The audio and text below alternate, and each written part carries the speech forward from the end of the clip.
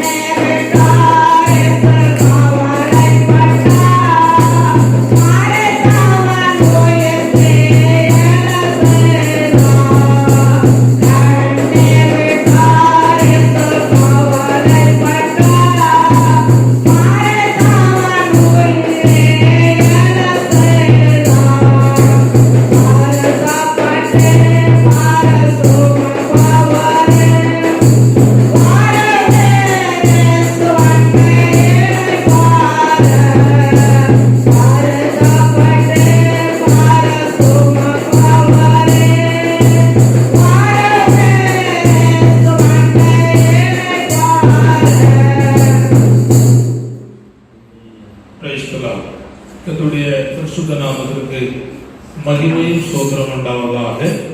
கூடி வந்த மனிதரையும் கர்த்தராகிய இயேசுவின் நாமத்தினாலே அன்போடு உங்களை வாழ்த்தி வரவேற்கிறேன். கர்த்தர் நம்மை ஆசீர்வாதமாய் நடத்துவாராக. கர்த்தருக்கு சோத்திரம். இப்பொழுதும் வேத புத்தகத்திலிருந்து நாம் ஒரு வசனத்தை வாசிக்க போறோம்.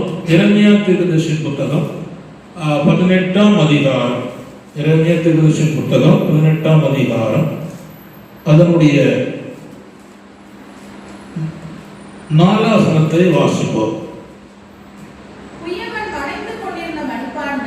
குயவன் வளைந்து கொண்டிருந்த மண்பாண்டம் அவன் கையிலே கெட்டு போயிற்று. அப்பொழுது அதை திருத்தமாய் செய்யும்படிக்கு தன் பார்வைக்கு சரியாய் கண்டபடி குயவன் திரும்ப வேறே பாண்டமாய் வணைந்தான். அடுத்த வாசி. அப்பொழுது கர்த்தருடைய வசனம் எனக்கு உண்டாகி அவர் இஸ்ரவேல் குடும்பத்தாரே, இந்த குயவன் செய்தது போல நான் உங்களுக்கு செய்யக்கூடாதோ என்று கர்த்தர் சொல்லுகிறார். இஸ்ரவேல் வீட்டாரே, களிமண் குயவன் கையில் இருக்கிறது போல நீங்கள் என் கையில் இருக்கிறீர்கள். இருந்த வண்ணமாக நாம் ஜெபிப்போம். பரலோக பிதாவே, நல்ல ஆண்டவரே, நன்றி செலுத்தி நாங்கள் உம்மை துதிக்கிறோம், உம்மை ஸ்தோத்திரிக்கிறோம். உம்முடைய பாதத்தில் எங்களை தாழ்த்துகிறோம். இந்த திருவசனங்களை கர்த்தருடைய கரத்திலே ஒப்புத்தருகிறோம். ஆண்டவர் இதை ஆசீர்வதித்தாரும் என்னோடு எங்களோடு கூட கர்த்தர் பேசும். வார்த்தை கொண்டு கர்த்தர் எங்களை ஆசீர்வதியும். சமீபத்திலும் தூரத்திலும் கேட்கிற ஒவ்வொரு தெய்வ பிள்ளைகளையும் ஆசீர்வதிக்கும்படியாக என்னுடைய கரங்களை ஒப்புக் கொடுக்கிறோம். தொடர்ந்து கிரியை செய். இயேசுவின் நாமத்தில் ஜெபிக்கிறோம் நல்ல பிதாவே, ஆமென். கர்த்தருக்கு ஸ்தோத்திரம். ஆண்டவர் எரேமியா தீர்க்கதரிசிக்கு ஒரு காரியங்களை கற்றுக் கொடுக்கிறார்.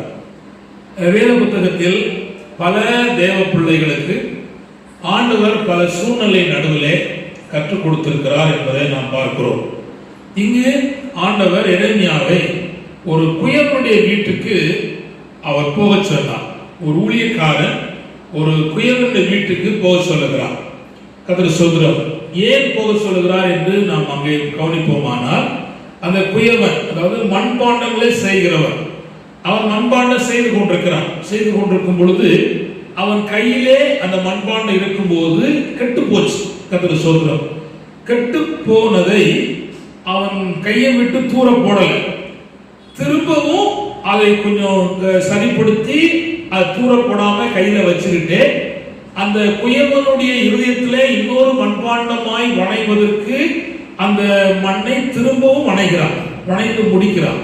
இதை எரேமியா பார்க்கிறார். அது சோதரம் பார்த்தபோது எரேமியாவுக்கு ஆண்டவர் ஒரு காரியம் சொல்லி கொடுக்கிறார். இந்த பாரப்பா, இது போலதான் நீனும் உன் ஜனங்களும் என் கையில இருக்கிறீங்க, நீங்க கெட்டு போறீங்க. கர்த்தருக்கு ஸ்தோத்திரம். அதனால இந்த குயவன் என்ன செய்தானோ அதே போல நான் உனக்கு செய்யக்கூடாதோ அப்படிங்கிற, அவன் செய்ய முடியும் அப்படின்னு சொல்ற, செய்யக்கூடாதோ அப்படின்னு சொல்லுங்க. அப்ப என்னால என்ன செய்ய முடியும்? திரும்ப செய்ய முடியும் சொல்லுங்க. கர்த்தருக்கு ஸ்தோத்திரம். சொல்லிவிட்டு களிமண் அவன் கையில இருக்கிற போது நீங்கள் என் கையில் செய்கிறீர்கள் இருக்கிறீர்கள் அப்படின்னு சொல்லுங்க.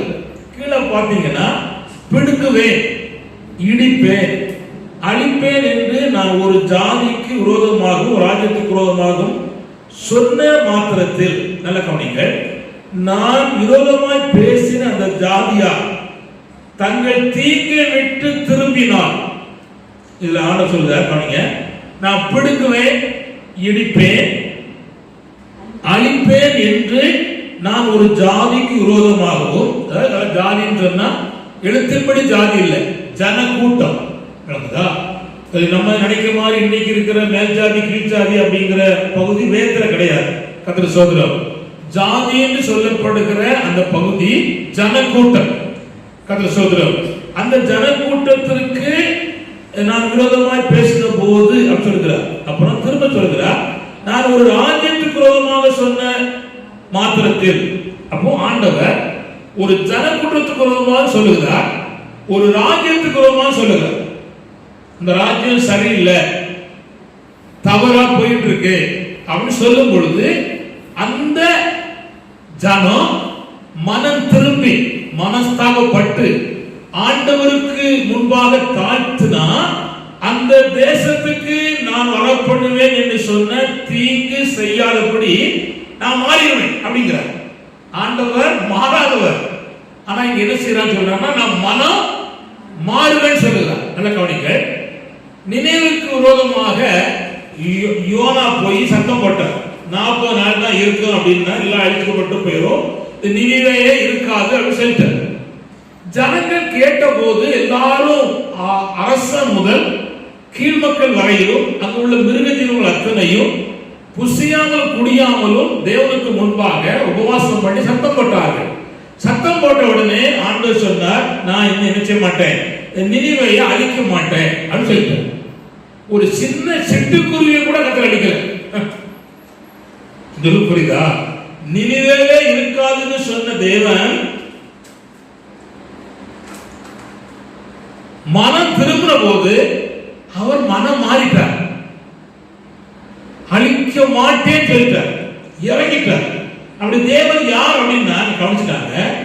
தவறு செய்யும் போது கண்டிப்பா பேசுவார், திரும்பிட்டா தூக்கி அணைச்சிருவார்.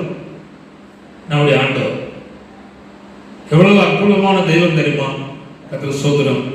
மனுஷன் தவறி கீழே விழுந்திருந்தான், ஒருவருக்கு தெரியாம கொடுமையான பாவம் செய்தான். அத ஒருவருக்கு ஆண்டவர் சொல்லாம அவனை சுட்டி காமிக்கிறார். சுட்டி காமிச்ச போது மனம் திரும்புறான், அவனை கர்த்தர் மன்னிக்கிறார். தூக்கி எடுத்து மேல் மக்களோடு உட்கார வச்சிருக்கார். உட்கார வச்சு இருப்பாடு உட்கார்ந்துட்டு இருக்கவன் யோசிக்கான், ஆஹா எங்க கிடத்தோம், எங்க தூக்கி கொண்டு வச்சிருக்காரு அப்படின்னு யோசிக்கிறான். அவ்வளவு மகிமையான வேலையை ஆண்டவர் செய்கிறார். அப்படிதான் இதை செய்வேன்னு சொல்லுகிறார். நல்ல கவனிச்சுக்காங்க. இப்ப அடுத்த வார்த்தையில ஒரு பிறகு சோதர கவனிங்க. தீங்கு செய்யாதபடி நான் மனம் மாறுவேன். அப்புறம் இங்க சொல்லப்பட்டு கவனிங்க. கட்டுவேன், கட்டுவேன், நாட்டுவேன் என்றும் ஒரு ஜனத்துக்கும் ஒரு ராஜ்யத்துக்கும் நான் குறித்து சொல்லுவதும் உண்டு. அவர்கள் சத்தத்தை கேளாமல், நல்ல கவனிச்சாங்க, என் சத்தத்தை கேளாமல் என் பார்வைக்கு பொல்லாப்பானதை செய்வார்கள், ஆனால் நானும் அவர்களுக்கு அருள் செய்வேன் என்று சொன்ன நன்மைகளை செய்யாதபடிக்கு மனம் மாறுவேன். நல்ல கவனிச்சுக்காங்க. உங்களை ஆசீர்வதிப்பேன். இஸ்ரவேல் ஆசீர்வதிப்பதுதான் கர்த்தருக்கு பிரியம். உங்களோடு இருப்பேன், இங்கு கீழாக்காமல் மேலாக்குவேன், வாளாக்காமல் தலையாக்குவேன். நீங்க எல்லா ஜாதியை காட்டிலும் உயர்ந்தவா இருப்பீர்கள், செழிப்புள்ள இருப்பீர்கள் நான் சொன்னேன். ஆனா சொன்ன வார்த்தையை நீ கேட்டுட்டு கேளாத போல உட்கார்ந்துட்டு அதன்படி செய்யாம உன் விருப்பப்படி நீ செஞ்சேனா நான் நன்மை செய்வேன் என்ன பார்த்தீங்களா? அதுல இருந்து என்ன செய்வேன்? மனம் மாறுவேன்னு சொல்லுகிறார். ரெண்டு காரியத்துல ஆண்டவர் சொல்லுகிறார் மனம் மாறுவேன். அழிப்பேன் சொன்னதுல மனம் திரும்பினா அழிக்க மாட்டேன், மனம் திரும்பிடுவேன், மனம் மாறிடுவேங்கிறார். கட்டுவேன், ஆசிரியர் சொல்லியிருக்கிறேன். ஆனா சொல்ல கேட்காம நீ பொல்லாம செஞ்சா உனக்கு நன்மை செய்வேன்னு சொன்னத செய்ய மாட்டேன்.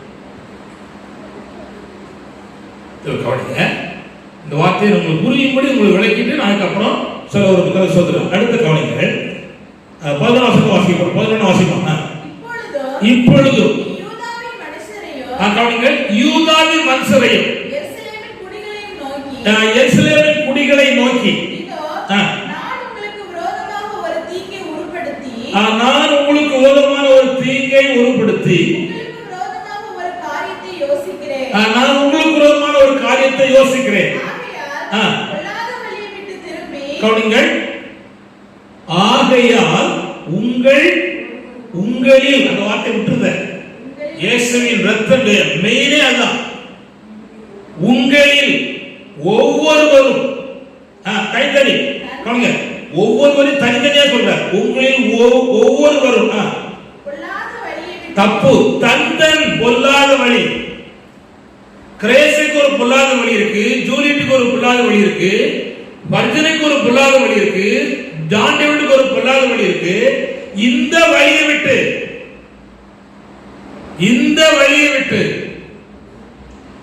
தந்தன் வழியை விட்டு தேவனுடைய வழி ஒன்று இருக்கு.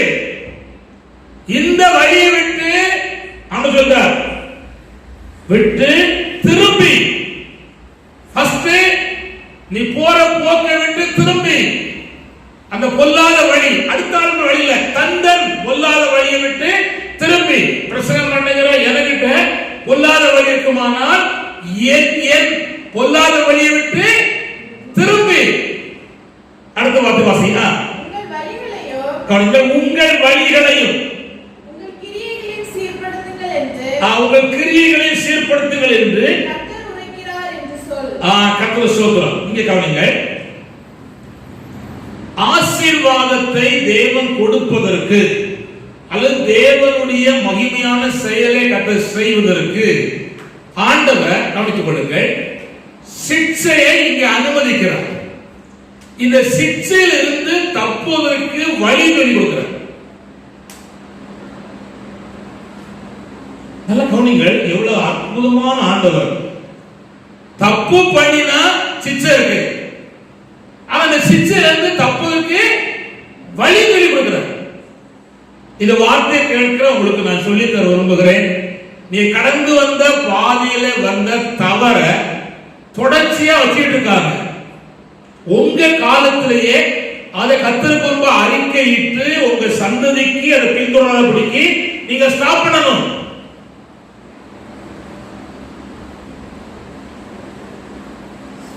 அப்படி செய்ய வேண்டும் என்று கர்த்தர் சொல்லுகிறார். கர்த்தர் சொல்லுகிறார். இப்ப கவனித்துக் கொள்ளுங்க, இந்த 11ஆம் வசனம் சிக்ஷைக்கு தப்புவிப்பதற்கு வாய்ப்பு கொடுக்கிறார். சிக்ஷையிலிருந்து தப்புவிப்பதற்கு கர்த்தர் செய்கிறார், வாய்ப்பு கொடுக்கிறார். நிச்சயம் சிக்ஷை இருக்கிறது, ஆனா நீ திரும்பிட்டேனா உனக்கு ஒரு வாய்ப்பு இருக்கிறது என்பதை ஆண்டவர் சொல்லுகிறார். நான் 2-3 வசனத்தை உங்களுக்கு கோடிட்டு காட்ட விரும்புகிறேன். ஓசியா தீர்க்கதரிசி புத்தகம் 10ஆம் அதிகாரம் 12ஆம் வசனத்தை வாசிப்போம். ஓசியா 10:12. சீக்கிரம், ஓசியா 10:12. நீங்கள் நீதிக்கென்று விதை விதையுங்கள், தயவுக்கு ஒத்ததாய் அறுப்பு அருங்கள், உங்கள் தரிசு நிலத்தை பண்படுத்துங்கள். கர்த்தர் வந்து நீதியை வர்ஷிக்க பண்ணும் மட்டும் அவரை தேட காலமா இருக்கிறது. இப்ப நான் கொஞ்சம் ஸ்டெப் பை ஸ்டெப் சொல்லிக்கிற வருகிறேன். திரும்பாசிமா, அதாவது உங்க வாழ்க்கையில கர்த்தருடைய நீதிக்கென்று விதையுங்கள். அதாவது தேவன் உங்கள் மேல் தயவுள்ளவராக இருந்து அதுக்கு தக்க அறுக்கிற ஒரு பலனை தருகிறார். அதாவது சரியில்லாத நிலை இருக்கு, நீங்க நீதிக்கு என்று விதைச்சாலும் தயவு கொண்டு அறுக்க போனாலும் என்ன இருக்கு, பண்படுத்தப்படாத தரிசு நிலம் இருக்கு, விளைவிக்க முடியாத தரிசு நிலம் இருக்கு. ஆசிமா இல்ல, தரிசு நிலத்தை பெஸ்ட் அதான் என்ன செய்யுங்க, பண்படுத்துங்கள். பண்படுத்தினாதான் கர்த்தர் வருகிறார். இப்ப காணுங்க, இயேசு கிறிஸ்து புதிய ஏற்பாட்டு காலத்துல வரணும். ஆனா யோவான் சாணக்கியன் எதுக்கு வந்தா? வழியை சீர்படுத்த. ஜனங்கள் ரோடு கூட இல்ல, ரோடு கூட இல்ல, புரியுதா?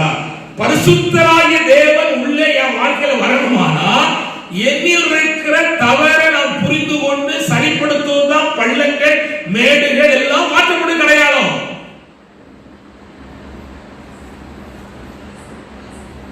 சகைவு பாருங்க, ஆண்டவர் சொல்றார், சகைவுக்கு ஆசை, அளவு கடந்த ஆசை. யார பாக்க?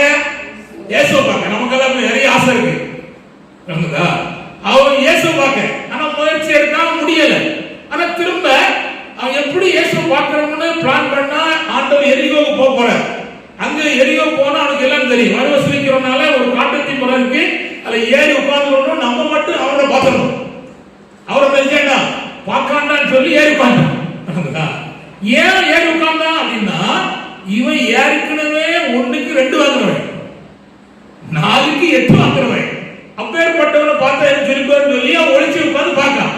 ஆனா அவனுடைய இருதயத்துல எப்படி இயேசுவை பார்க்கணும்னு ஆசை இருந்ததுனால எழுத்தின்படி இயேசுவை பார்க்கறத அவன் எதிர்பார்த்தான். ஆண்டவர் தெய்வீகத்துல அவனை பார்க்க ஆண்டவர் சந்தர்ப்பத்தை கொடுத்தார். என்ன கேட்டா, அந்த இடம் வந்த உடனே ஆட்டோமேட்டிக்கா இயேசு கிறிஸ்து தலை உயர்ந்துச்சு. இயேசு கிறிஸ்து தலை உயர்கிற ஒரே இடம் பிதாவுக்கு மட்டும்தான். ஆனா சாதாரணமாய் மனுஷனுக்கு தேவனாகிய ஆண்டவர் கொடுக்கப்பட்ட சந்தர்ப்பம் அது மகா மேன்மை என்பதை நாம் பார்க்கிறோம். மேல பார்த்து ஆண்டவர் சொன்னார், சகைவே சீக்கிரமா இறங்கி வா சொன்னார். போகும் பொழுது இன்னைக்கு உன் வீட்டுல நான் தங்குவேன் அப்படின்னு சொன்னார்.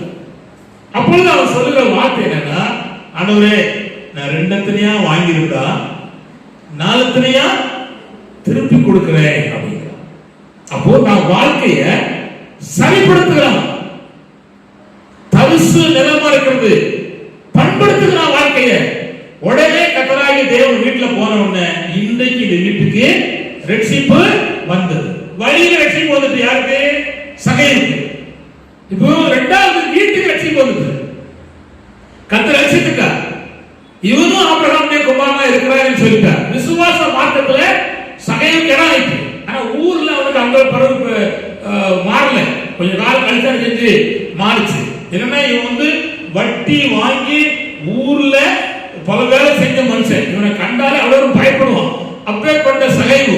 ஆனா இங்க நடந்தது என்னன்னா, அவனுக்குள்ள ஒரு மாற்றம் உண்டாயிட்டு. சொல்றோம் அது கவனிங்கள். ஆண்டவருக்கென்று அவன் தான் வாழ்க்கையை ஒப்பு கொடுத்த போது கவனிங்கள், தேவனை தேட அவனுக்கு சமயம் கொடுக்கப்பட்டுச்சு. அல்லேலூயா, அல்லேலூயா. இத்தனை செய்துட்டு தேவன் என்ன செய்யணும்? தேடணும். வாக்கலாச்சுமா ஓசியாவில் உள்ளது 10:12 கடைசி. கர்த்தர் வந்து நீதியை வர்ஷிக்க பண்ணு மட்டும் கர்த்தர் சொல்றார். அவர் என்ன அர்த்தம்? தொடர்ச்சியா தேவனை தேடிட்டே இரு, அவர் நீதி என்ன செய்வார்? வர்ஷிக்க பண்ணுவார். ஏதோ ஒரு மாசத்துல கொஞ்சம் வர்ஷிக்க பண்ணிருக்க ஆரம்பிச்சுக்காங்களே, விட்டுறக்கூடாது. சரி, நான் கேட்கிறேன், எசப்பா இறங்கப்பா இறங்கையா கிருபையா இறங்கையான்னு சொல்லி நீங்க வேலைக்காக ஜெபம் பண்றீங்க. கர்த்தர் நீதி வர்ஷிக்க பண்ணிட்டார், வேலை கிடைச்சிட்டு அப்புறம் தேடி விட்டுறணும். அப்படிதான் நீங்க நடக்கு.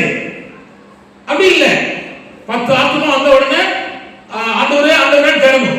100 ஆயிட்டா இடம் காணாது, இந்த ஜூனிலும் சரியில்லை, போதப்பா அப்படின்னு சொல்லி உட்கார்ந்துறாங்க. கர்த்தரை தேடுறது இல்லை. அப்படி இல்ல, தேவன் தொடர்ச்சியா நீதியை வர்ஷிக்க பண்ண போறார். தேவன் வைத்திருக்கிற யோசனை, தேவன் வைத்திருக்கிற திட்டம் வேற, அதை அவர் செய்ய போறார். அதுக்கு ஆண்டவர் சொல்லுறார், என்னை நீ ஒழுங்கா தேடு. உன்னை தேடுவதற்கு சமயம் கொடுத்திருக்கிறேன். காலை மாலை இரவு உனக்கு கொடுக்கப்பட்ட அத்தனை சமயத்துல என்ன செய்? தேடு. தூங்கிட்டு தேடாத. சில தேடுவா.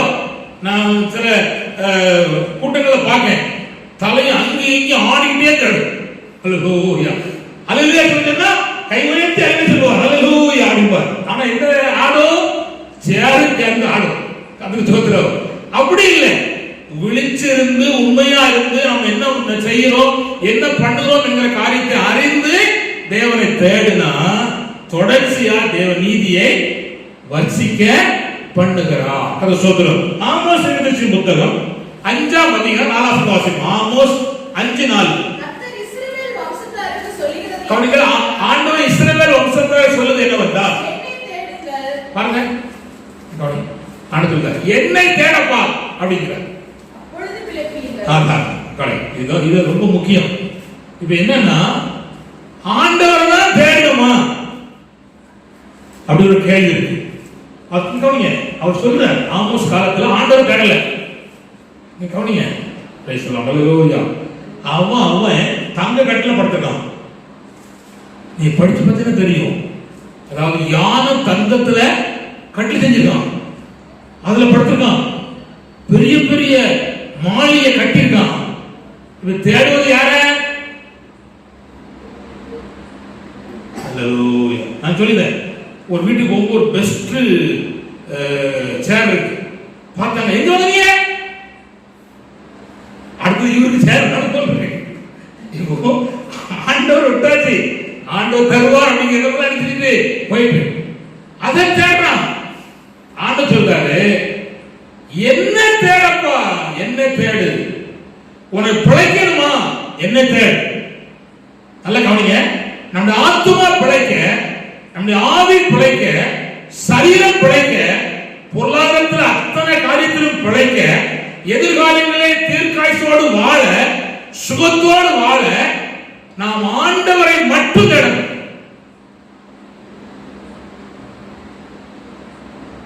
சொல்ல புரியுதா? ஆண்டவரை மட்டும் தேடணும். ஒரு தம்பி வழக்கமா கடைக்கு போவோம், ஒரு கடைக்கு ஒழுங்கா போவோம். அம்மா கையில ஒரு பேப்பர்ல எழுதி கையில கொடுப்பா, பேக்கை வாங்குவான், கொண்டு போயிடுவான். இவன் போன உடனே அவரு கவனிக்க, அவரு பையன் ஒழுங்கா வாரானே அப்படின்னு சொல்லிட்டு சொன்னாரு. தம்பின்னு சொல்லிட்டு இது உனக்கு எவ்வளவு நாள் எடுத்துக்காடிப்பான், கொஞ்சம் சாக்லேட் அதெல்லாம் இருக்கும். இப்போ அவன் சொல்லுவான், ஐயா நீங்க எடுத்தாங்க ஐயா அப்படின்னு சொல்லுவான். அவர் கையில் அள்ளி கொடுப்பார். அவன் சொல்லுவான், என் கை சிறுசு, உங்க கை பெருசு, அதனாலதான் நான் எடுக்கல, நீ தந்தா நிறைய கிடைக்கும் அப்படின்னு சொல்றான். போய்க்குவேன், இங்க பாருங்க, கடைக்கு போறாரு, கவனமா இருந்து காரியத்தை செய்யறான். இப்போ ஆண்டவர் தேடினாலும் ஆண்டவருடைய கை பெருசு, அவர் அள்ளி கொடுத்தா நிறைய தருவார் அப்படின்னு தேடுறான். அப்புறம் கொஞ்ச நாள் கழிச்சு போனோம். அதாவது இப்போ வந்து ஒரு கிலோ கத்திரிக்காய் வாங்கினா கூட 2 கத்திரிக்காய் போடுவாங்க. அப்போ அவன் சொன்னான்னா, 1 கிலோ கத்திரிக்காய் வேண்டாம், கூட எடுத்து கொடுவீங்களா, அந்த 2 தாங்க அப்படின்னா. சிரிக்க சொல்லல, சிந்திக்க சொல்றேன். அப்ப அவர் சொன்னாரா, இந்த 2 1 கிலோ வாங்கினாலும் கிடைக்கும், இல்லைன்னா 2 கிடைக்காது அப்படின்னு சொன்னார். இப்ப என்ன தெரியுமா, ஆய்வு தேவை வந்துட்டு ஆண்டவரை தேடினா 2 கிடைக்கும் அப்படிங்கிறது வந்துட்டு. ஆண்டவர் சொல்றாரு, என்ன தேடப்பா, என்ன தேடு, உண்மையா தேடு, முழு மனதோடு தேடு, உத்தமத்தோடு தேடு, நான் உனக்கு பிழைப்பதற்கு அத்தனை செய்வேன் என்று சொல்லுகிறார். எப்பேற்பட்ட நெருக்கடி ஆனாலும், எப்பேற்பட்ட கொடுமையான காலமானாலும், எப்பேற்பட்ட சூழ்நிலை ஆனாலும் கர்த்தரை மட்டும் தேடின கர்த்தருடைய பிள்ளைகளுக்கு ஆண்டவர் பிழைப்பை வைத்திருக்கிறார். பிழைப்பை வைத்திருக்கிறார். பிழைக்கலாம். கர்த்தர் சொல்லுகிறார். நான் புரிந்து கொள்ள வேண்டியது, நான் திரும்ப திரும்ப சொல்லுகிறேன், ஆண்டவர் பிழைப்பை வைத்திருக்கிறார். கவனிங்க, இப்பொழுது அதான் சொல்லுகிறார் ஆண்டவர், கெட்டு போச்சு.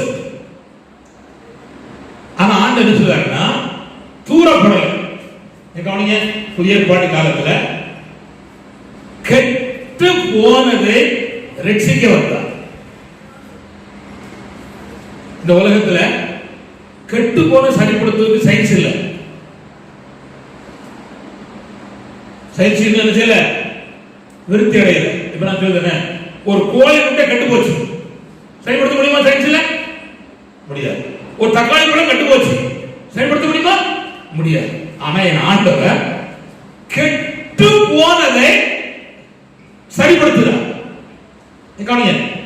கை கெட்டு போச்சு, சரீரம் முழுவதும் கெட்டு போச்சு, கண்ணு கெட்டு போச்சு, காது கெட்டு போச்சு, வாய் கெட்டு போச்சு, எல்லாவற்றையும் இயேசு கிறிஸ்து சரிப்படுத்தினார். என் ஆண்டவர் யாருன்னா, கெட்டு போனதை சரிப்படுத்துகிறவர். மனம் கெட்டு போச்சா, சிந்தனை கெட்டு போச்சா, ஆண்டவர் சரிப்படுத்துகிற தேவனாய் இருக்கிறார். கர்த்தர் ஸ்தோத்திரம். ஆனா கவனித்துக் கொள்ளுங்கள், இப்ப நான் சொல்ல போறது என்னன்னா, ஆண்டவர் கெட்டு போனதை திரும்பவும் வணங்குகிறார். அல்லேலூயா, அல்லேலூயா. நான் சில காரியத்தை உங்களுக்கு சுட்டி காட்ட விரும்புகிறேன். கர்த்தர் ஸ்தோத்திரம். யோனாவின் புஸ்தகம் 3ஆம் அதிகாரம் 1ஆம் வசனம். யோனாவின் புஸ்தகம் 3ஆம் அதிகாரம் 1ஆம் வசனம். இரண்டாம் தரம் ஏற்கனவே முன்னால ஆண்டு பேசியிருக்கார். அதுக்கு ஐயா சொல்லி கொடுக்கல, டாடா பை பை அப்படின்ற ஆளுக்கு ஒரு குட் பை சொல்லிட்டு போயிட்டார். இரண்டாம் தரம் பேசுற வாசிமா, கர்த்தருடைய வார்த்தை யோனாவுக்கு உண்டாகி, நீ மகாநகரமாய் நினிவேக்கு போய் நான் உனக்கு கற்பிக்கும் வார்த்தையை அதற்கு விரோதமாய் பிரசங்கி என்றார். யோனா எழுந்து கர்த்தருடைய வார்த்தையின்படி rod. Hallelujah. இப்ப கவனிங்க, முதல்ல சொன்னா நினிவேக்கு போங்க. ஆசாமி நினிவேக்கு போல. ஏன் அப்படின்னா கவனிங்க, அவன் கையில பணம் இருந்துச்சு. எப்பொழுதுமே பணம் இருந்தா சுய போக்கு தான் போகும். அதனாலதான் சாலமோன் சொன்னார், நிறைய தராதீங்க, குறையும் தராதீங்க. நிறைய தந்தா உங்கள்கிட்ட போயிடுவேன், குறைய தந்தா அவங்க தூசி தருவேன், எனக்கு அளந்தபடியே தாரையா அப்படின்னு சொன்னார். ஆனா ஆண்டவர் அவனுக்கு ஏழாவதெல்லாம் கொடுத்தார். பொண்ணு வெள்ளி ஐஸ்வர்யம் எல்லாம் கொடுத்தார். அப்ப மனுஷன் ஆண்டவர் நேசித்த மனுஷன் ஆண்டவர் தெரிஞ்சுக்கிட்டான், பின்மாறிட்டான். பெரிய மகிமையான ஆலயத்தை கட்டினா, மகிமை அடைஞ்சிச்சு, ஆயிரக்கணக்கான பலி செலுத்தினா. அவன் காலத்துல உண்டான சமானத்தை போல சமான உலகத்துல எங்குமே கிடையாது. ஆனா கடைசியில் அவனுக்கு சமானம் இல்லை. பெரிய வேலை செய்கிற பலருடைய இதயத்துல சின்ன தவறு தேவ சமாதானத்தை இழக்க பண்ணி விடுகிறது.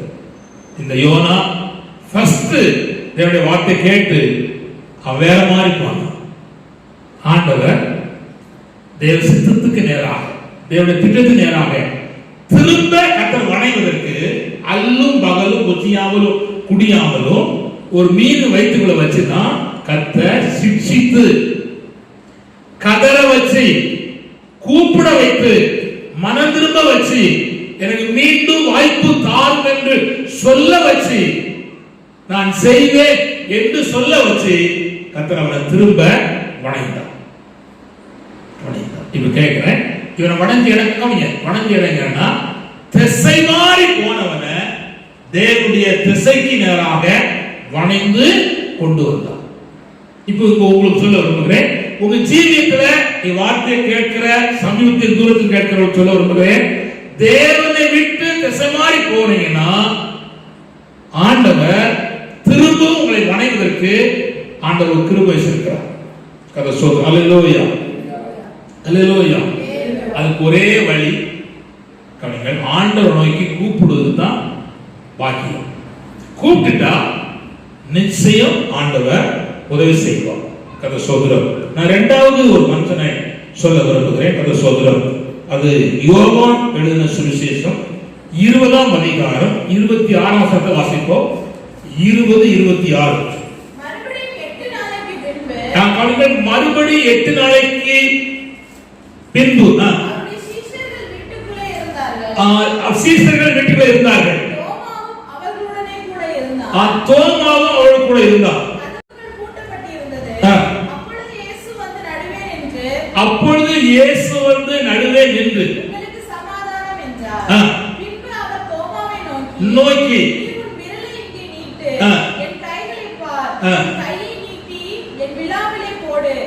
இப்ப என்ன சொன்னா, இவன் எங்க கெட்டு போனான்னா முதல்ல இயேசுவை நம்பி கூப்பிட்ட போது வந்தான். அவ்வளவுதா. 3 வருஷம் இயேசுவோடு கூட சாப்பிட்டிருக்கான், கூட போயிருக்கான், அற்புதம் செஞ்சிருக்கான், எல்லாம் பார்த்திருக்கான். ஆனா இயேசு உயிரோடு எழும்பின போது நம்பல. அவர் சொன்னா, நான் மறிப்பேன், எல்லாரும் என்னை கொலை செய்வார்கள், என்னை அடிப்பார்கள், நான் 3ஆம் நாளில் உயிரோடு எழும்புவேன், உங்களுக்கு முன்னால கலிலேயுக்கு போவேன் அப்படின்னு சொல்லியிருக்காரு. இப்போ முதல் ஞாயிற்றுக்கிழமை உயிர்த்தெழுந்த ஞாயிற்றுக்கிழமை அன்னைக்கு ஆண்டவர் தரிசனமானார். அப்போ இந்த தோமா இல்ல. எங்க போயிட்ட, எங்க போனா எனக்கு தெரியாது, போயிட்டான். அவன் சொல்லிட்டு போனான். என்ன சொல்லிட்டு போனான்னா, எல்லாரும் வந்தாங்க, நாங்க இயேசுவை பார்த்தோம், இயேசு வந்தார், உங்களுக்கு சமாதானம் சொன்னார், வீட்டுல வந்தார், பேசினாரு அப்படின்னு சொன்னாங்க. அப்ப அவன் சொன்னா, நான் அவரை தொட்டு விழாவுல கை போட்டு பார்த்தால் ஒளி அவர் அடிக்க மாட்டேன், நம்ப மாட்டான். நீ சொன்ன கர்த்தர் கேட்டார்.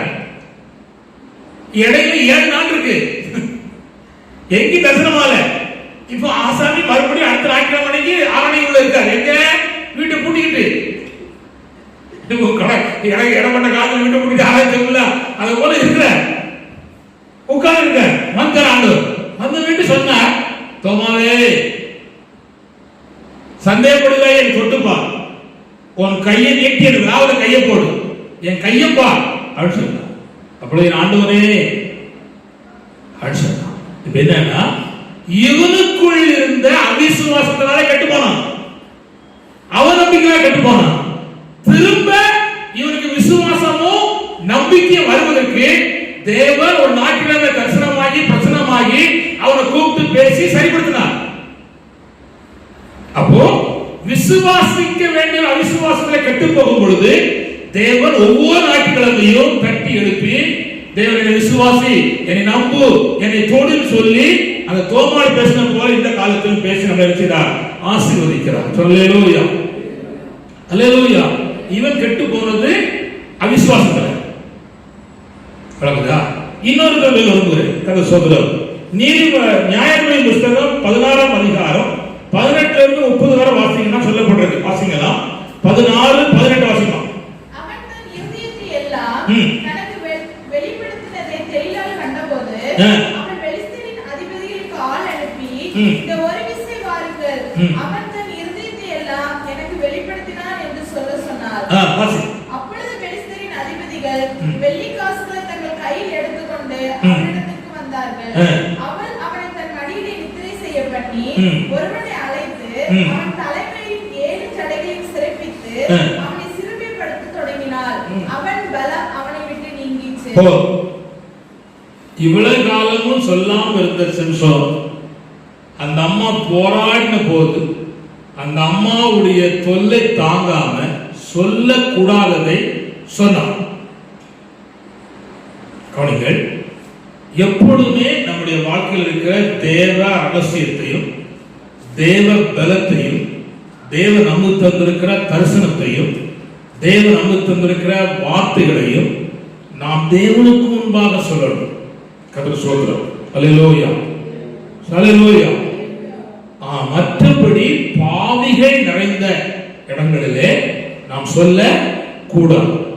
சபையில சொல்லலாம், ஆனால் பாவம் அக்கிரமம் நிறைந்த இடங்களில் சொல்லக்கூடாது. கர்த்தர் ஸ்தோத்திரம். அப்படி சொன்னபோது அவள் சடையை சிரைத்து விட்டார். கர்த்தர் ஸ்தோத்திரம். பலன் போயிட்டு இப்பொழுது பலத்துல கெட்டு போனான். தேவ பலத்துல அவன் கெட்டு போனான். தேவ பலம் வந்து ரசித்து நீங்கிட்டு. ஆனா சிம்சோனுக்கு தேவ பலத்தை அனுபவிச்சவன், தேவ பிரசனத்தை அனுபவிச்சவன், தேவன் அவனோடு கொடுத்த போது என்ன அன்பு காரியம் செய்தோம் என்கிற அடையாளம் அவனுக்குள்ள செய்து இருக்கு. ஆனா இப்போ 2 கண்ணு போயிட்டு மாமாட்டிட்டு இருக்கிறான். 2 தூணுக்கு நடுவில் அவன் நினைச்சிருக்காங்க கட்டி வச்சிருக்கான். இப்போ அவனுக்கு ஒரு காரியம் தெரியும். உண்மையா மனம் திரும்பி ஆண்டவரேன்னு கூப்பிட்டா இந்த ஆண்டவர் எனக்கு உதவி செய்ய வல்லவர்னு தெரியும்.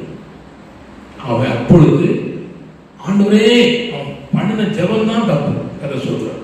இந்த ஒரு விஷயம் சொன்னா பாருங்க, அது சொல்லாம எனக்கு இறங்கும்னு சொல்லியிருந்தா அவன் ஆழ்வதில்லை. எப்பொழுதுமே நம்ம ரொம்ப கவனம். அப்படி நம்ம தவறா பண்ணின ஜெபத்துக்கு தேவன் பதில் இருந்திருந்தா நம்ம பரலோகம் சேர்ந்திருப்போம். ஆனா கிருபையா அதெல்லாம் கர்த்தர் மன்னிச்சு ஆண்டவர் நம்ம என்ன செய்தார்? கிருபையால் நடத்துகிறார். அவன் ஆண்டவரிடத்துல கேட்கிறான், ஆண்டவரே எனக்கு இறங்கும் ஐயான்னு சொல்லி தான் முழு தவறையும் போன போக்கையும் செய்த தவறையும் சொன்ன வார்த்தைகளை மனதிலே கசந்து தேவனுக்கு முன்பாக உண்மையான அந்த சத்தமும் இருதயமும் தேவ பார்வைக்கு கரெக்ட் ஆயிட்டு கரெக்டான போது கவனிங்கள், எங்கே மொட்டை அடிச்சிருந்தாலோ அதுல முடி மறுபடியும் செஞ்சுட்டு வளர்ந்துட்டு. நல்ல கவனிங்கள், இப்பொழுது மொட்டை அடிக்கப்பட்டதை கெட்டு போனதை திரும்ப முளைக்க செய்தான். கர்த்தர் ஸ்தோத்திரம். நம்முடைய தேவன் யாருன்னா, ஆண்டவர் நோக்கி மகிமையான நிலையிலே நம்மை நடத்துகிற ஆண்டவராக இருக்கிறார். அல்லேலூயா, அல்லேலூயா. இன்னொருவனை நான் உங்களுக்கு சொல்ல விரும்புகிறேன். ஏற்கனவே சொல்லியிருக்கேன், சிம்பிளா சொல்லியிருக்கேன். சொல்றேன், இளையகுமாரன் எல்லாவற்றையும் செலவழித்து முடிச்சிட்டான். செலவழிச்சே கெட்டு போனான். இப்பவும் சில ஆட்கள் செலவழிச்சு கட்டுக்கிற ஆட்கள் இருக்காங்க. எதை கண்டாலும் வாங்குவாங்க. இந்த வீட்டுக்கு பொருள் இந்த தேவையா அப்படின்னு ரொம்ப இந்த இந்த முன்னால இருக்கிற இது காமிங்க. 2 வருஷமா இதுக்காக ஜெபம் பண்ணிருக்கோம். கர்த்தர் சொல்றார், வாங்கணுமா வாங்கணுமா வாங்கணுமா வாங்கணுமா அப்படின்னு வாங்கின அன்னைக்கு கடும் போராட்டம். அவன் நடந்தது எனக்கு தான் தெரியும், என்னெல்லாம் நடந்துச்சு, என்ன சம்பவிச்சு அப்படின்னு எனக்கு தான் தெரியும். அவ்வளவு போராட்டம். ஆனாலும் பொறுமையோடு சகிச்சு காரியங்களை தேவனுக்கு முன்பாக செய்யறோம். ஆனா சில வீடுகள்ல நீங்க பாத்தீங்கன்னா தேவையற்ற நிறைய காரியம் இருக்கும். இவன் என்ன செய்யறான்னா செலவழிச்சே கட்டு போயிட்டான். எல்லாம் செலவழிச்சு முடிஞ்சு ஒண்ணும் இல்லை. ஆனா அவனுக்கு ஒரு சின்ன தெளிவு வந்துச்சு. அதான் புத்தி தெளிவுதான். அப்ப செலவழிச்ச போது புத்தியில தெளிவு இல்லை. இப்பவும் நிறைய பிள்ளைகள் வாலிப பையன்மார் பெரியோருக்கு புத்தியில என்ன இல்லை, தெளிவு இல்லை. சித்தப்பா விட்டாரா பேரணும், மாமா விட்டாரா பேரணும். இப்போ ஒரு போக்கு இருக்கு, எனக்கு அது புரியல. தெளிவில்லை, தெளிவில்லை. நாம் யார், நம்ம எங்க இருக்கோம், என்ன செய்யணும் அப்படின்னு தெரியாம போதும். காரணம் என்ன, நீ போவாருந்தா கர்த்தரை சோதனம் பண்றேன். ஆமா விளக்குதா? கூட்டத்துலாம் போதுக்கு நம்ம ஆண்டவர் அழைக்கல. புரியுங்கள், நம்முடைய வாழ்க்கையில் என்ன வச்சோம்னா தெளிவு வேணும். அவன் தெளிந்த போது அவன் மீண்டும் கெட்டவன் அப்பா வீட்டுக்கு வந்தான். தேவனுடைய வாழ்க்கையை செய்தார், ஆசீர்வதித்தார். அல்லேலூயா, அல்லேலூயா, அல்லேலூயா. இழந்த பல காரியங்களை பலர் பெற்றுக்கிறாங்க. இவன் செலவழித்த அத்தனையும் அவன் அப்பாட்டுக்கு வந்த போது திரும்ப கிடைச்சது, திரும்ப எல்லாம் கிடைச்சது. ஆனா வீட்டுக்கு வெளியே இருந்தா கிடைக்காது. அப்போ பார்த்தாச்சு முத்தம் விட்டாச்சு சொல்லிட்டு டாடா பை பை அப்படி ஊருக்கு போற கிடைக்காது. வீட்டுக்கு உள்ள வந்த ஒரு பாடுதான் வஸ்திரம், குளிப்பு, மோதிரம், டிரெஸ் சகலம் முடிக்கப்பட்டுச்சு. அப்போ செலவழித்தாலும் ஜெப வீட்டுல வந்து அப்பான்னு சொல்லி கதறினா செலவழித்த அத்தனை திரும்ப தருகிறார். சொல்லுங்க. நீங்க கவனிச்சு பார்த்தீங்கன்னா 1 சாமுவேல் 30ஆம் அதிகாரம் 18-19 தாவீது குடும்பத்தை இழந்தான். அவன் அழுதான், அந்த குடும்பத்தை திரும்ப பெற்றுக் கொண்டான். யோபு 42ஆம் அதிகாரம் 10-17 பார்த்தீங்கன்னா அவன் சரீரத்தில் ஏற்பட்ட சுகவீனம் அல்ல பலவீனம் வியாதி அதை திரும்ப அவன் பெற்றுக்கொண்டான், சுகத்தை பெற்றுக்கொண்டான். அந்த சோதரம் அல்லேலூயா. 2 ராஜாக்கள் 6ஆம் அதிகாரம் 7ஆம் வசனம் பார்த்தீங்கன்னா வேலை செய்யும்போது கோடாரி கீழே விழுந்துட்டு தண்ணிகளை, ஆனா அதை திரும்ப பெற்றுக்கொண்டாங்க. இழந்த குடும்பத்தை பெற்றுக்கொண்டான், இழந்த சுகத்தை பெற்றுக்கொண்டான், இழந்து போன கோடாரியை திரும்ப செய்தார், பெற்றுக்கொண்டார். பெற்றுக்கொள்வதற்கு அவர்கள் சில காரியங்களை அவர்கள் செய்தார் என்பதை நாம் பார்க்கிறோம். மறுபடியும் கர்த்தர்களுக்கு வணைந்து கொடுத்தார் என்று நாம் பார்க்கிறோம். அல்லேலூயா. நான் இதுக்கு அப்புறம் 4 காரியத்தை உங்களுக்கு சுட்டி காட்டி, இவ்வளவு உங்களுக்கு அந்த எப்படி திரும்ப வணைவது என்பதற்கு முகவரியா சொன்ன காரியம். ஆனா யாரை கர்த்தர் வணைவார், எப்படி வணைவார் என்பதற்கு 4 காரியத்தை சொல்லி என்னுடைய செய்தியை நிறுத்த விரும்புகிறேன். சொல்லுங்க அல்லேலூயா. கர்த்தர் சோதரம். இப்ப கவனிங்கள், யாத்திராகம் 2ஆம் அதிகாரம் 2ஆம் வசனத்தை நீங்க படித்தீங்கன்னா ஒரு பையன் பிறக்கிறான், அவன் மோசே, அவன் அழகுள்ள பையனா பிறந்தான். அது சோதரம். யாத்திராகமும் 8:1 நீங்க வாசித்தீங்கன்னா அழகுள்ள பையன் ஆடு மேய்க்கிறான். வாசிங்க சீக்கிரம். யாத்திராகம் 2:2, யாத்திராகம் 8:1 சீக்கிரம் வாசிமா. ஒரு ஆண்பிள்ளையை பெற்று அது அழகுள்ளது என்று கண்டு அதை 3 மாதம் ஒழித்து வைத்தார். ரைட். அழகுள்ள பையன் ராஜ்யமணிய சோதரம் ராஜரீகத்துல வளர்ந்தா காரியம் செய்தா எல்லாம் செழிப்பா இருக்கா. குட்.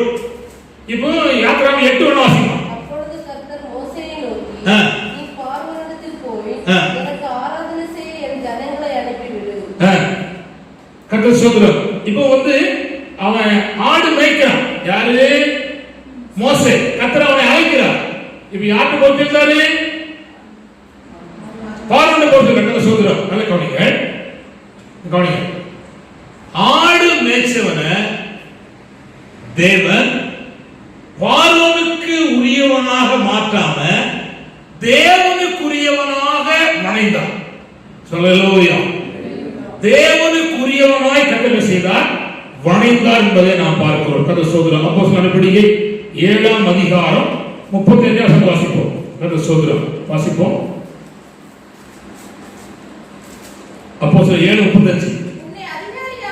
உன்னை அதிகாரியாகவும் ஏற்படுத்தினவன் யார் என்று சொல்லி அவர்கள் மறுதலித்திருந்த இந்த மோசேயை தானே தேவன் உச்சினில் அவனுக்கு தரிசனமான தூதனாலே தலைவனாகவும் தலைவனாக மீட்பனாக மறுபடியும் வணைந்தான். சொல்லலோயா. தோல்வியின் பள்ளத்தாக்கிலே துவண்டு 40 ஆண்டு காலம் பேச முடியாதவனாக மாற்றப்பட்டு திக்குவாயிலும் மந்தனாவரும் உள்ளவனாக அவருடைய ஜீவியம் ஆனபோது அவருடைய வாழ்க்கையில எதிர்காலம் எல்லாம் சூன்யமாய் மாறிட்டு என்று சொல்லப்பட்ட அவனை எவன் உன்னை நியாயாதிபதியாக தலைவனாக ஏற்படுத்தினான் என்று கேட்டவனுடைய கண்ணுக்கு முன்னால தேவன் மீட்பராகவும் கர்த்தர் ஸ்தோத்திரம் தலைவனாகவும் கர்த்தர் மறுபடியும் செய்தார், வணைந்தார் என்பதை நாம் பார்க்கிறோம். அல்லேலூயா. அதுக்கு அர்த்தம் என்னன்னா, தேவனுடையவனாக இருக்கும்படி கர்த்தர் அவனை வணைந்தார் என்பதை பார்க்கிறோம். 1 கொரிந்தியர் 6ஆம் அதிகாரம் 19-20 வசனத்தை நீங்கள் வார்த்தையில் வாசிக்கலானால் நீங்களே தேவனுடைய ஆலயமாக வாசிப்போம். உங்கள் சரீரமானது நீங்கள் தேவனால் பெற்று உங்களில் தங்கியும் இருக்கிற பரிசுத்த ஆலயமா இருக்கிறது. கவுங்கள் நீங்கள் உங்களுடையவர் அல்ல.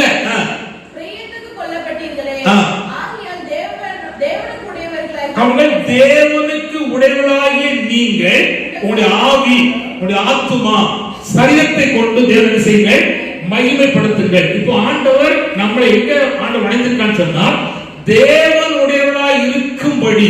இப்போ என்னை நான் என்னுடையவன் அல்ல. யாருடையவன்? தேவனுடையவன்.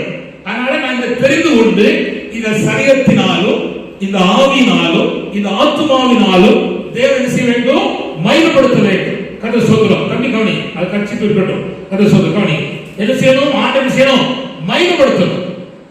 தேவனுடையவனாய் இருக்கும்படி தேவனை வணைந்தார். மோசேயை சாதாரணப்பட்ட மனுஷனாய் இருந்த மனிதனை தேவனுடையவனாய் இருக்கும் என்று செய்கிறாரே மறுபடி வணைந்தார். கர்த்தர் ஸ்தோத்திரம். ஆனா அவர்கள் தேவனுடையவர்கள் எப்படியா இருப்பார்கள்? அது சொல்லுங்க. தேவனுடையவர்களாய் இருக்கிறவர்கள் எப்படி இருப்பார்கள்? கர்த்தர் ஸ்தோத்திரம். அதுக்கு நான் உங்களுக்கு 3 காரியத்தை உங்களுக்கு கோடிட்டு காட்ட விரும்புகிறேன். கர்த்தர் ஸ்தோத்திரம். நல்ல கவனிங்க. சங்கீதம் 90 சங்கீதம் தலைப்பு மட்டும் வாசிப்பான். சங்கீதம் 90 தலைப்பு தேவனுடைய மனிதனாகிய தேவனுடைய மனுஷனாகிய தேவனுடைய மனுஷன் தேவனுடைய மனுஷனாகிய மோசே. அப்போ தேவனுடைய மனுஷனாகிய மோசேயுடைய ஜெபம் அங்க இருக்கு. கவனிங்க. அப்போ தேவனுடைய மனுஷன் என்றால் என்ன? தேவனுடையவன் என்றால் என்ன? ஜெபிக்கிறவன் தான் தேவனுடையவன். சோமனே மாட்டே அப்படின்னா தேவனுடையவன் அல்ல, ராசா. நல்லா கவனிச்சுக்காங்க. இந்த வார்த்தையை கேட்கிறவர்களை சொல்ல விரும்புகிறேன். தேவனுடையவனாய் இருக்கும்படி கர்த்தர் மோசேயை வணைந்தார். ஆனா தேவனுடையவனாய் இருக்கிறதுக்கு என்ன காரணம் அப்படின்னா, தேவனுடைய மனுஷன் ஜெபிக்கிறவன். இதனால கவனிங்க, யாரும் சொல்லாம நீங்க முழங்கால் போட்டு ஏசப்பா ஆண்டவரே நன்மை செய்ய ஐயா, இறங்கு ஐயா அப்படின்னு நீங்க தானா சொன்னாதான் தேவனுடையவர்கள், தேவனுடைய மனுஷன். அல்லேலூயா. சொல்லேலூயா. புரிந்து கொள்ளணும். கர்த்தர் ஸ்தோத்திரம். நான் தேவனுடைய மனுஷன், தேவனுடைய பிள்ளை சொல்லியாச்சுன்னா ஜெபம் பண்ணாம தேவனுடைய மனுஷன் இல்லை. அப்ப தேவனுடைய மனுஷன் எப்படி இருப்பான்? ஜெபிக்கிறவன் தான் தேவனுடைய மனுஷன். மோசே தேவனுடைய மனுஷன். எலியா தேவனுடைய மனுஷன். நீங்க பாத்தீங்கன்னா தேவனுடைய மனுஷன் சொல்லப்பட்ட அத்தனை பேரும் அந்த இடத்துல ஜெபித்தாங்க, வெளியே ஜெபம் பண்ணாங்க. புரியுதா? கர்த்தர் சொல்றாரு தேவனுடைய இருக்கிறவங்க எப்படி இருப்பாங்க? ஜெபிக்கிறாங்க. கர்த்தர் சொல்றாரு. இரண்டாவது என்னன்னா கவனித்துக் கொள்ளுங்க. யாத்ரா உபாகமம் 32ஆம் அதிகாரம் 33 வாசிப்போம். யாத்ராகமம் 33:1. தேவனுடைய மனுஷனாகிய மோசே தேவனுடைய மனுஷனாகிய மோசே தன் மரணமடைய முன்னே இஸ்ரவேல் புத்திரரை ஆசீர்வதித்த ஆசீர்வாதமாக. கவனிங்க. தேவனுடைய மனுஷனாகிய மோசே, கவனிங்க, கண்டிப்பா கவனிங்க. தேவனுடைய மனுஷனாகிய மோசே, நீங்க தேவனுடைய மனுஷனாக இருக்கும் பொழுது கவனிங்க, ஆசீர்வதிக்கணும்.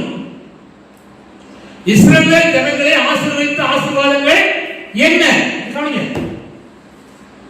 லேவி, சிமியோன், ரூபன், தான், இவங்க எல்லாம் யாக்கோபு சபித்தார்கள். விளங்குதா? ரூபன் விளங்கவே மாட்டாங்க.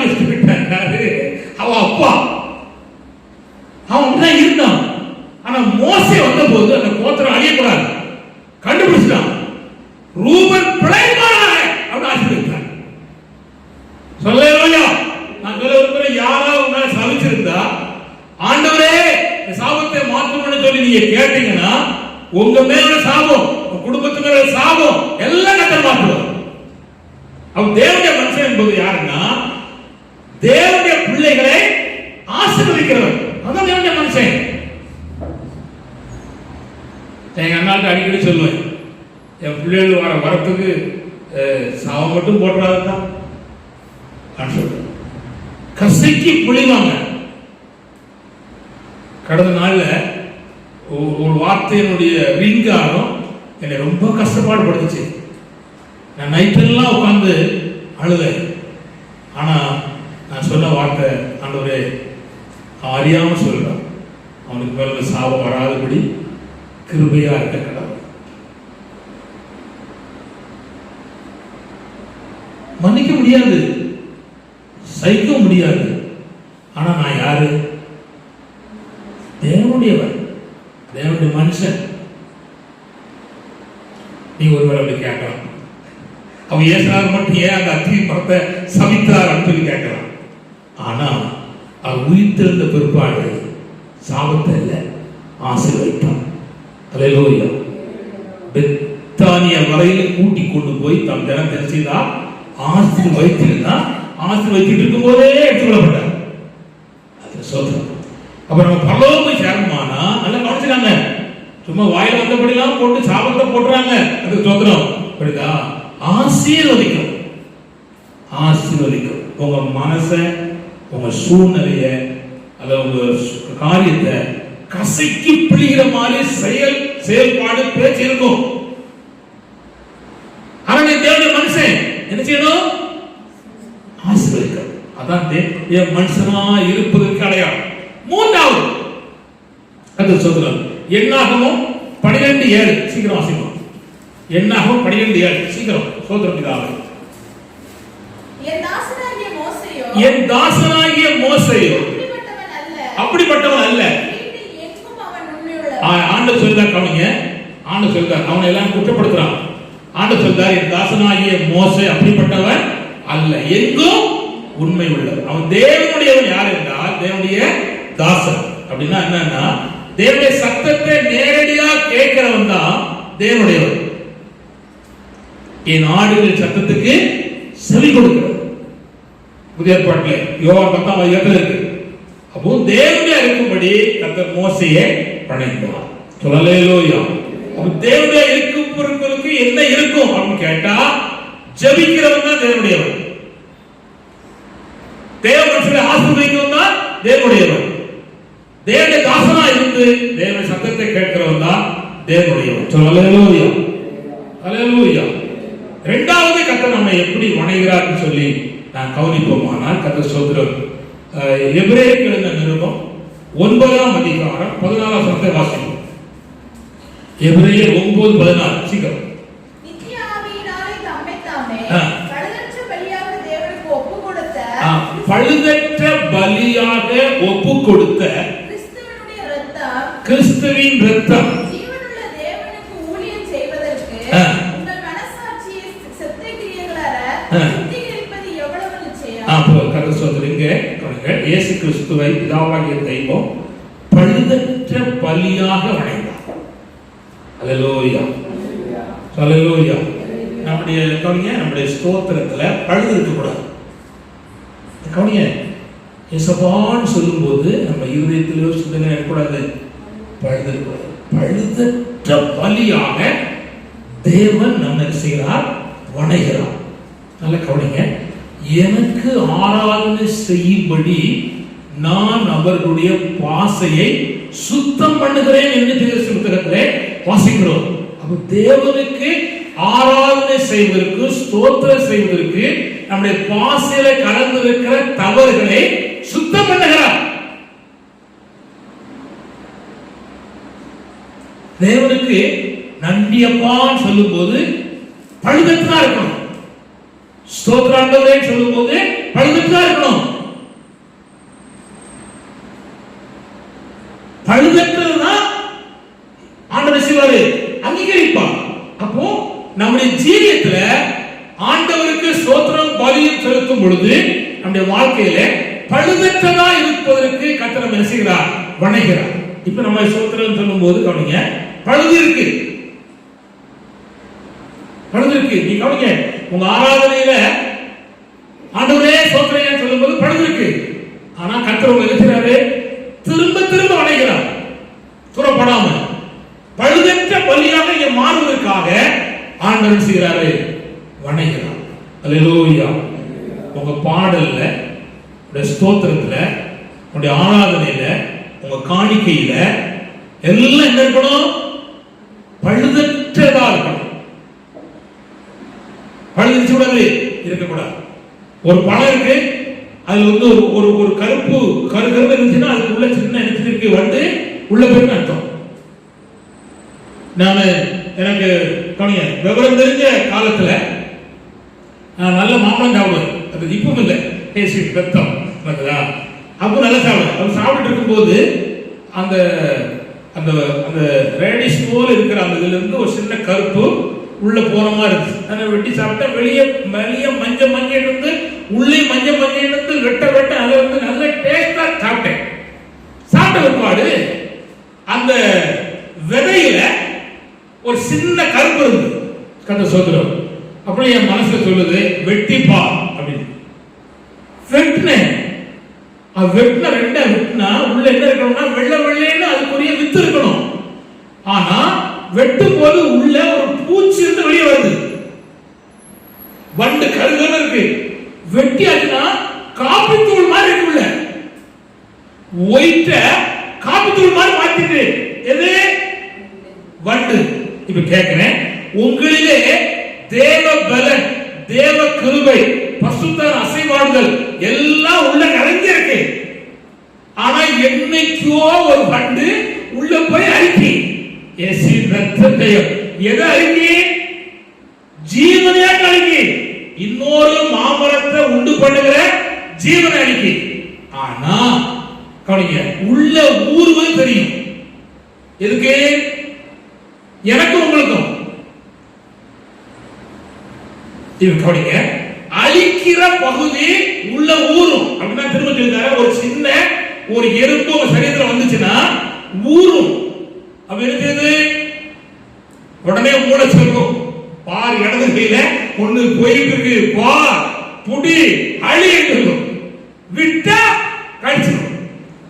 அப்ப அதெல்லாம் அழிக்க உங்களுக்கு எப்படி பலம் இருக்கிறதோ அது போல உங்களில் உருவாக்குற அந்த நித்திய ஜீவனுக்கு ஏற்ற தன்மை அழிக்கிற அந்த வண்டை நீங்க பிடிச்சு அழிக்க வேண்டும் என்றுதான் கர்த்தர் விரும்புகிறார். சொல்லேலோயா. வெளியே பார்த்தா மனம் தான் எல்லாம் மஞ்ச மஞ்சா இருக்கு, அந்த உண்மையான வித்துலையும் நேர பார்த்தா வெளியே தான் இருக்கு. ஆனா எங்கேயோ ஒரு தோரத்து வழியாக உள்ள போன வண்டு அந்த ஜீவனை பூரா அழிக்கும். நாம் நம்மை கண்டுபிடித்து பழுதற்ற பலியாக மாற வேண்டும் என்று கர்த்தர் நம்மிடத்திலே எதிர்பார்க்கிறார். அல்லேலூயா அல்லேலூயா.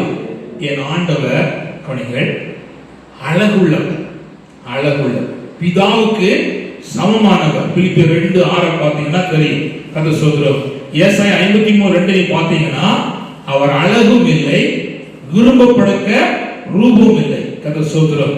ஆனால் கவனிங்கள், அவர் வெண்மையும் சிவப்புமானவர் என்று உன்னத பாட்டிலே வாசிக்கிறோம். அவர் முற்றிலும் அழகுள்ளவர். நல்ல கவனிங்கள். ஹல்லேலூயா. அந்த அழகுள்ள ஆண்டவர் அழகற்றவராக இந்த உலகம் மாற்றிச்சு. யார் மாற்றினா? வேதபாரகம் மாற்றினான், பரிசேயன் மாற்றினான், ஏரோது மாற்றினான், அன்னைக்கு இந்த போசர் மாற்றினாங்க, யூத ஜனங்கள் மாற்றினாங்க. எங்க அப்படின்னா கவனிங்க, எங்க அப்படின்னா வெளியே மட்டும்தான், வெளியே மட்டும்தான். ஆனா இயேசுவின் உள்ளத்துல மாற்ற முடியாது, மாற்ற முடியாது.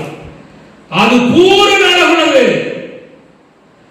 கண்ட அசிங்கம் அத்தனை மேலே உள்ளத்தில் அல்ல, அங்கு உள்ளம் பூரணமானது.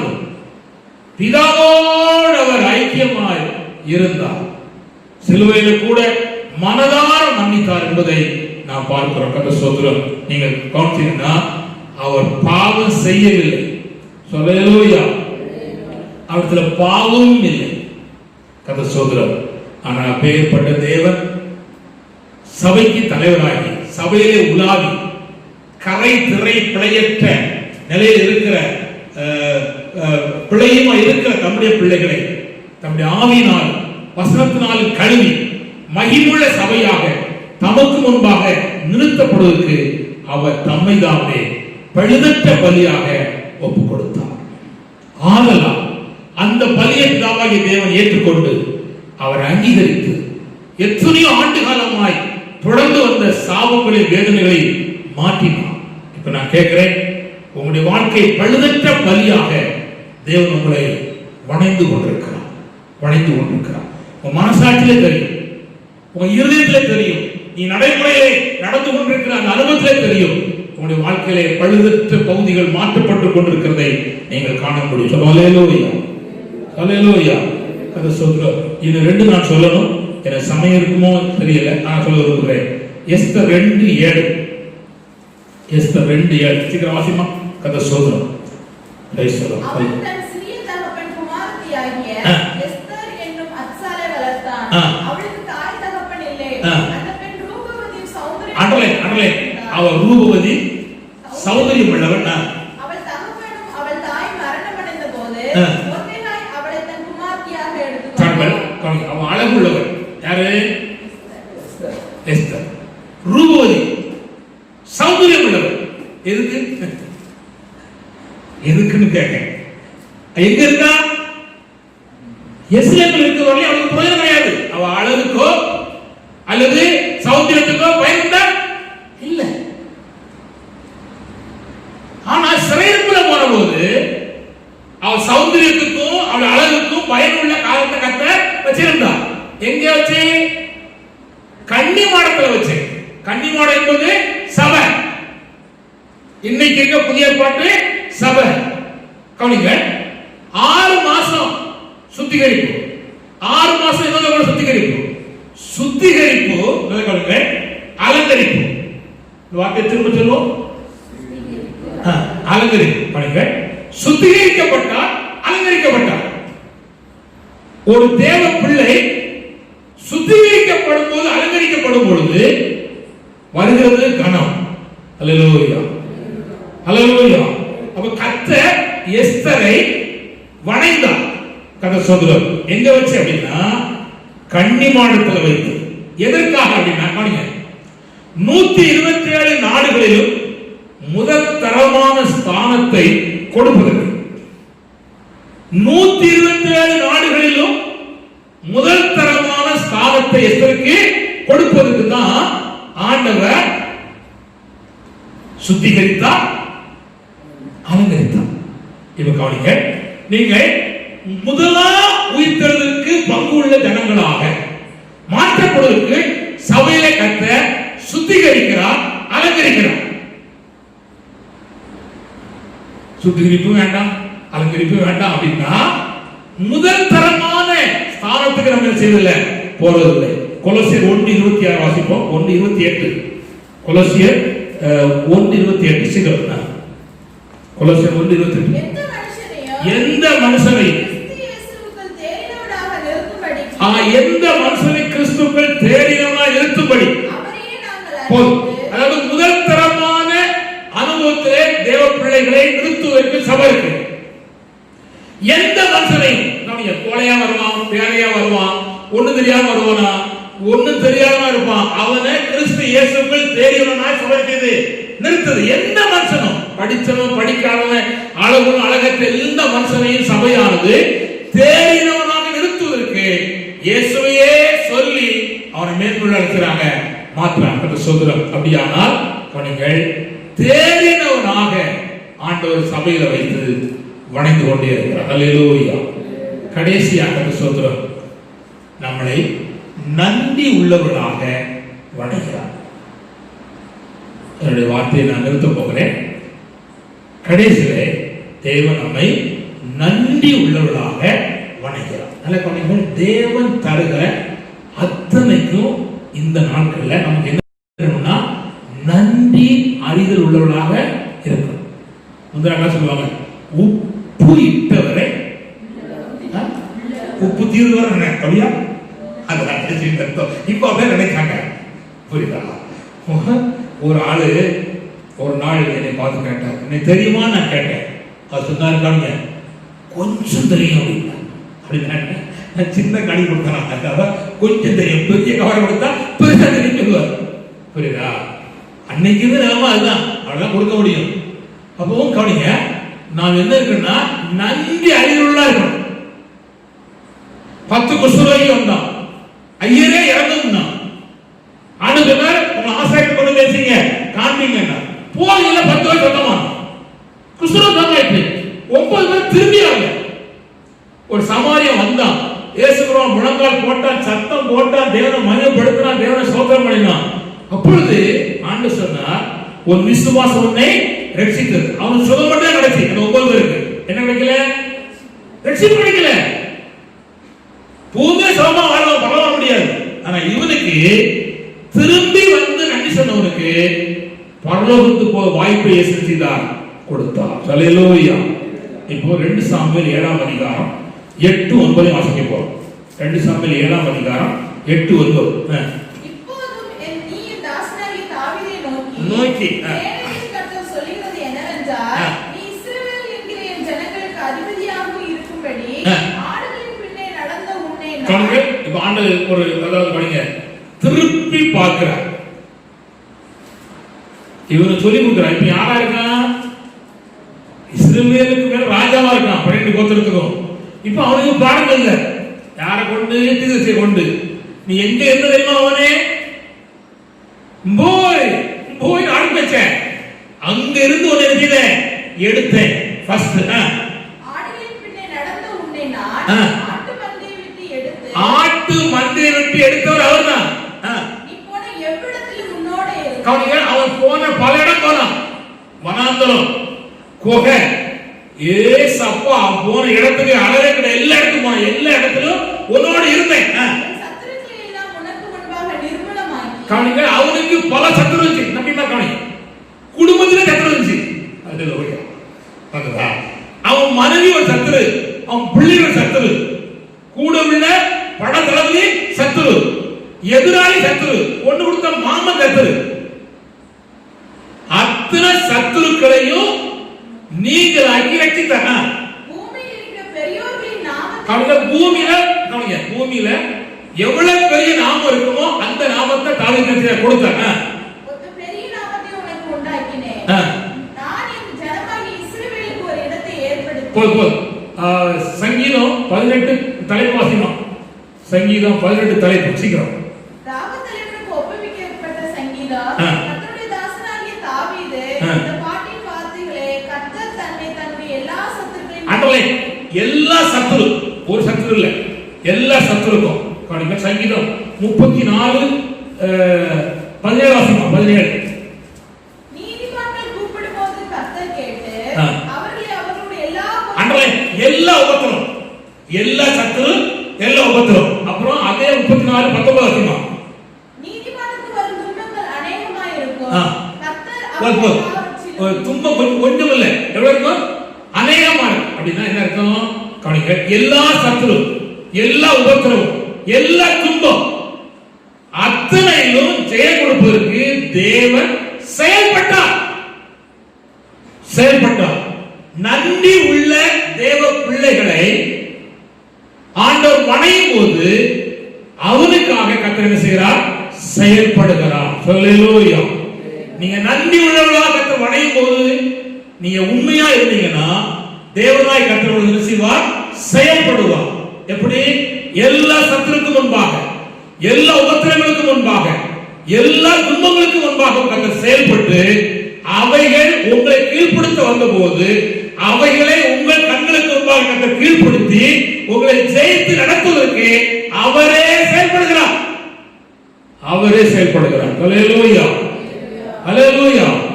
சரி, இப்ப நான் 3 மட்டும் சொல்லிட்டு நிறுத்த போறேன். கர்த்தர் சொல்றாங்க, யாருக்கு கர்த்தர் செயல்படுவார், எப்பொழுது?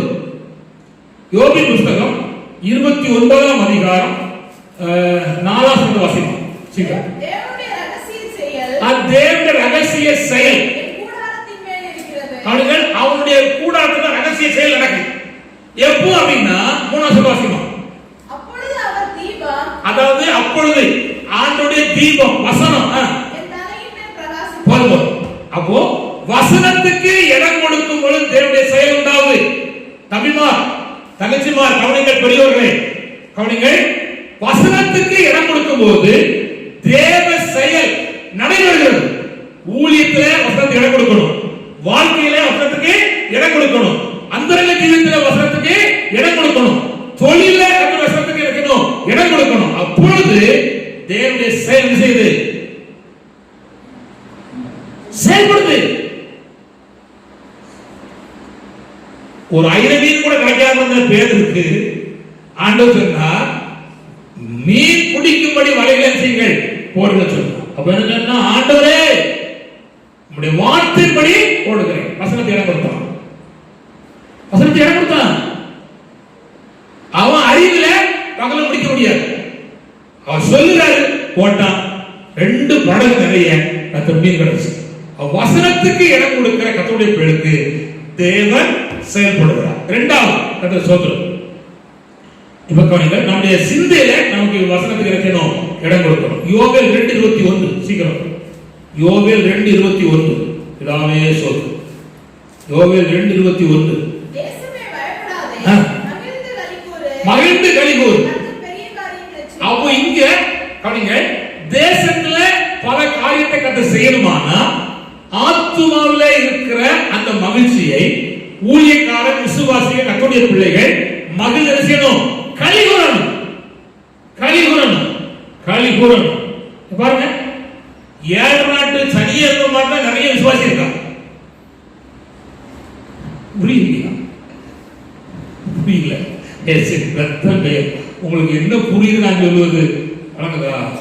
அப்போஸ்தலனாகிய பவுல் ரோமாபுரி சிறையில் இருக்கும் பொழுது கையிலும் காலிலையும் சங்கிலி துளோமாறும். ஆனா அவன் பிலிப்பி பட்டணத்துக்கு எழுதுறான், சந்தோஷமா இருங்கள் என்று மறுபடியும் சொல்லுகிறேன். எப்படி எழுதினான் தெரியுமா?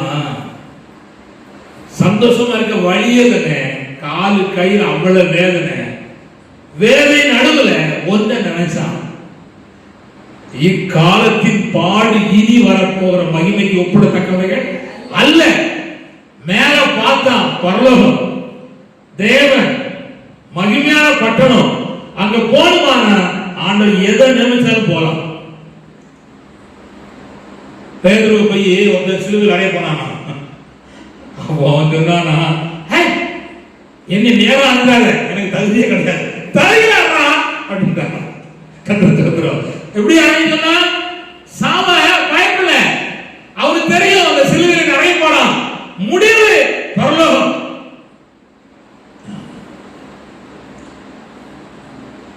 மகிழ்ச்சியா இருக்கிற கர்த்தருடைய பிள்ளைகளுக்கு தேவ செயல் உண்டாகும். அல்லேலூயா.